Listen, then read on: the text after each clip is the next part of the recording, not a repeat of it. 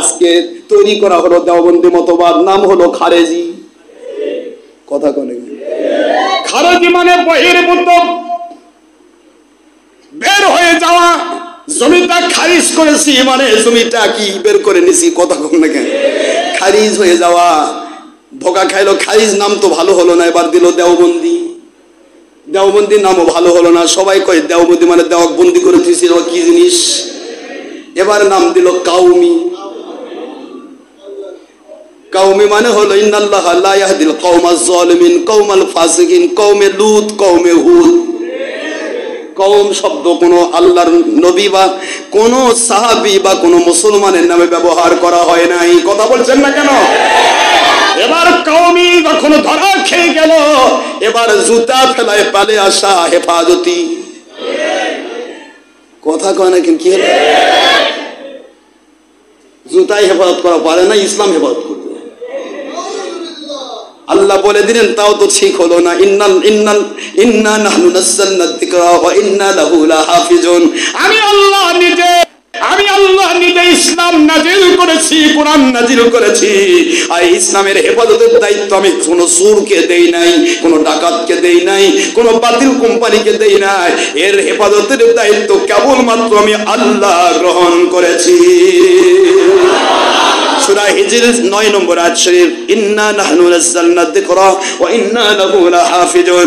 আল্লাহ যখন ইসলামের হেফাজতকারী হয়ে গেল, তখন এরা নাম দিয়ে কি বিপদে পড়লো। ওরা মনে করেছিল একদিকে জামাত, আমরা হব হেফাজত, মানুষ চিনবে জামাত আর হেফাজত, জামাত আর হেফাজত। জামাত আছে, হেফাজত থাকবে না কেন? কিন্তু হেফাজতে দিয়ে আরো বিপদে পড়লো। তারা আল্লাহ সাজলো, মানে আল্লাহ সাজা মানে বিপদ।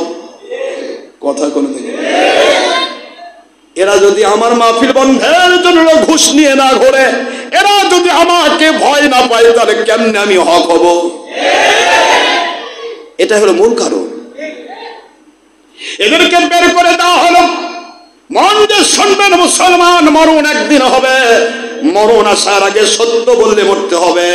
শয়তানের সাথে আপোষ হবে না। হয় তোমরা হক হয়ে যাও তওবা করে, নয়তো ওলি আউলিয়াকে তওবা করে তোমাদের সাথে যোগ দিয়ে নিও। এসো একটু দেখি। চোরের মতো খালি ঘুষলে ঘোড়ো কেন? এটার বেড়ালি তোমরা ঘুষ দাও, আর চোর প্রশাসন ঘুষ খায়। আমি প্রশাসনকে বললাম এক জায়গাতে, দেখেন এতদিন আওয়ামী লীগের চামচাগিরি করে দীর্ঘদিন কিন্তু পিটুন খাওয়ার ভয়ে লুকেছিলেন। আবার এই খারেজি ওহাবি আর জামাতির চামচাগিরি শুরু করেছেন, আবার কিন্তু আপনাদের কপালে দুঃখ আসছে। চোরটা ঘুষ দেয়, আর এক চোর ঘুষ খায়। সত্যের বিরুদ্ধে অপলাপ কে বেড়ায়, বেয়াদব বেমানের জাতেরা। আমার বাবাজিরা, আমি শুধু আপনাদেরকে এইটাই বোঝাতে চাই, আমরা কার গোলাম? আল্লাহ এবং রাসূলের গোলাম হয়ে মরতে চাই, কোন কোম্পানির গোলামি করে বেঈমান হতে চাই না। ফিরিয়ে দাও সেই ইসলাম, যে ইসলাম ছিল তোমাদের গোড়াতে। গোড়ার ইসলাম ফিরিয়ে দাও, আগার ইসলাম তোমরা লুটে বুটে খাও। ফিরিয়ে দাও। আমরা তোমাদের 1.5 নম্বর ব্যাটারি ইসলাম নিতে চাই না, আমি গোড়াকে নেব। আশরাফ সিদ্দিকীর একটা ওয়াজ যদি তোমার আগার হয়, আমাকে পাল্টে দাও। আমার সব ওয়াজ গোড়ার। সব ওয়াজ কিসের? বায়াত হও, দাওয়াত দাও, জিহাদ করো। গোড়া না? খেলাফত, দাওয়াত, হকের দাওয়াত, ওলির কাছে বায়াত, মাযহাব মানো, সত্যিকার ওলিয়া ওলিয়া ধরো। কথা বলছেন না কেন? মিলাদ পড়েছো তুমি 30 বছর আগে, আজ তুমি 30 বছর পর বেরাত করছো, তাহলে কেন করলে? তোমার উপর কি নতুন নবী নাজিল হলো না ওহী নাজিল হলো? আমাকে জানাও। 30-40 বছর আগে তুমি যে ইসলাম মেনেছো নিজে, সেই ইসলামের বিরুদ্ধে তুমি কেন গেলে? তাহলে গোড়াটাই ঠিক না আগাটা ঠিক? তোমাকে আমি জানতে চাই। কারণ আল্লাহ বলেছেন, লা তাবদীলা লিকালিমাতিল্লাহ, আমার কথার কোনো পরিবর্তন নাই, আমার কথার কোনো। এবার বাতিল ফেরকা চিন্তা করে দেখেন, এবার এই ইহুদি নাসারা আরেকটা প্রটোকল করলো কি? এবার মারামারি করার জন্য মাদ্রাসার আবার নেশাব চালু করে দাও দুটা, এটা আলিয়া, এটা দেওবন্দি। এরা যেন আবার গুতাগুতি করে। এই গুতাগুতি করার জন্য সিস্টেম চালু করে, তাও হলো না। লাস্টে কয় যে মসজিদে মুসলমান যাবেই নামাজ পড়ার জন্য, কোনো টেনশন নাই, নামাজি হলেই মুসলমান মসজিদে যাবে। আর মসজিদে পাঠিয়ে দাও 3 চিল্লার সাথী হওয়ার জন্য, যাও চিল্লাও আরো। আর কোন নবী আমাদের মতো বড় ভাইয়ের মতো মাটির মানুষ, মসজিদে যদি 3 চিল্লা না দাও তোমার ইমান পাকা হবে না, তার মানে নবী দেয়নি, নবীর ইমান পাকা নয়। আস্তাগফিরুল্লাহ বলতে হবে মুসলমান, নাউজুবিল্লাহ বলুন। মসজিদের সাদামাটা মুসল্লিকে বাতিল ফেরকা দখল করার জন্য তাবলীগ জামাতকে চালু করা হলো। পীর নামে মানুষকে ধোঁকা দেওয়ার জন্য সুরমনায়ের পীরকে চালু করা হলো। ভিতরে থাকবে খারেজি আকীদা, উপরে থাকবে বায়াত। আসো বাবা বায়াত হও, আর এই দিক দিয়ে আমাকে ভোট দিয়ে নবী ভোট দিয়ে দাও। মানে হক দিবেন ভোট, নবী ভোট পেয়ে যাবে, মানে ও এসেকের নবী কথা করে কি আস্তাগফিরুল্লাহ বলবেন না? কি শুরু হয়েছে এগুলি? এই কথাগুলি আমি বলি দেখে তো আমার বিরুদ্ধে সব মুন্সি এক। হযরতে হুদ আলাইহিস সালাম বলেছিলেন, হুদ তিনি বলেছিলেন ফাকিদুনি জামিয়া সুম্মা লা তুনজিরুন, তোমরা সব গোষ্ঠী মিলে আমার সাথে ষড়যন্ত্র করো, আমাকে একটা মুহূর্তও তোমরা রেস্ট দিও না, এটা আমার জীবন, আমার সাহায্যকারী আমার মালিক। হুদ আলাইহিস সালাম জিতছিল না, তার জাতি জিতছিল। হুদ আলাইহিস সালামই জিতেছিলেন।